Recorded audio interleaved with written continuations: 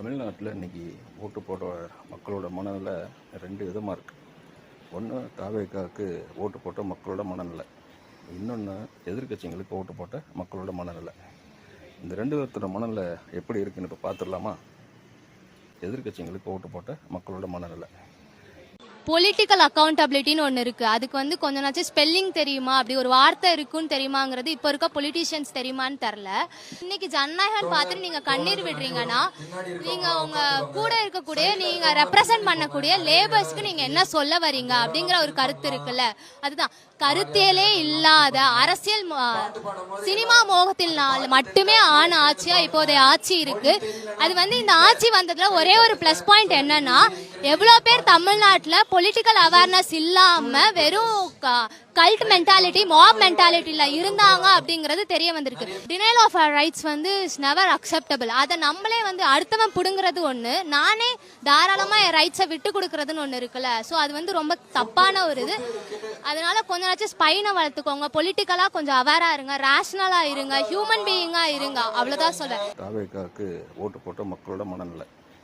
அவர் கஷ்டப்பட்டு பிலிம்ல சம்பாரிச்ச சம்பாத்தியத்தை மட்டும்தான் இப்ப எங்களுக்காக செய்யறாரு. இப்ப விஜய் பண்ற எல்லாமே வந்து அவருடைய சொந்த பணம். ஆமா, சொந்த பணம் தான். இப்ப வந்து எப்படின்னா 100 நாள் அவரால் கஜானா ஃபில் பண்ண முடியும்?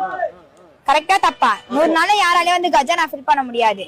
அப்படி இருக்கும்போது அவரோட சொந்த பணத்தை தான் நமக்கு செய்யறாரு. கவர்மெண்ட் பணத்தை ஒரு பைசா தொடலன்னு இது வரைக்கும் அவர் ஒரு பைசா தொடர யாராலும் செய்ய முடியும்? இது வரைக்கும் வந்து எந்த கட்சியாச்சும் அவங்க லேண்டை வித்து மக்களுக்கு செஞ்சாங்க சொல்லுங்க பாக்கலாம். யாராலுமே சொல்ல முடியாது. இதுக்கு முன்னாடி அந்த ஸ்டாலினும் சரி, அதுக்கு முன்னாடி இந்த ஜெயலலிதா அம்மாவும் சரி, மக்களோட பணத்தை தான் மக்களுக்கு செஞ்சாங்க. யாரும் அவங்க சொந்த காசை செய்யல. என்ன சிஸ்டர் செஞ்சாரு? லேண்ட வித்துதோ உரிமை தொகை 1000 ரூபாய் கொடுத்திருக்காரு. அப்புறம் பெண்களுக்கு சிறப்பு பாதுகாப்பு படை அதை செஞ்சிருக்காரு. அதை தாண்டி இப்ப போலீஸ்க்கு புதுசா ஒரு வண்டி விட்டுருக்காரு. அது போக 3 சிலிண்டர் கொடுக்குறாரு. இதெல்லாம் எப்படி பண்ண முடியும்? அவர் தேர்தல் வாக்குறுதியில என்னுடைய சொந்த பணமே வெறும் 700 கோடி தான் காட்டினாரு. ஆமாண்ணா, ஒரே ஒரு திட்டத்துக்கு கூட அந்த 700 கோடி பத்தாது. அப்படி இருக்கும்போது நீங்க எப்படிமா அவர் சொந்த பணத்தை நீங்க செலவு பண்றான்னு சொல்லுவீங்க? சிலிண்டர் அனுப்பிச்சா பாத்தீங்களா, அதுக்கே 400 கோடி. சரிண்ணா. தாய்மாமன் தங்க மோதிரம் அனுப்பிச்சாரு பாத்தீங்களா, அதுக்கே எத்தனை 1000 கோடி. இப்படி இருக்கும்போது அவருக்கு இருக்கவே 700 கோடி. 700 கோடி 400 கோடி செலவு பண்றாரு. அவரோட சொந்த பணத்தை தான் 400 கோடி கூட செலவு பண்றாரு. எப்படிமா சொந்த பணம் செலவு பண்ணுவாரு? கொஞ்சம் எப்படி சொல்லலாம், கொஞ்சம் வரி பணமா இருக்கும். இது வரைக்கும் வந்து எந்த கட்சியிலுமே சொந்த பணத்தை யாருமே செலவு பண்ணல.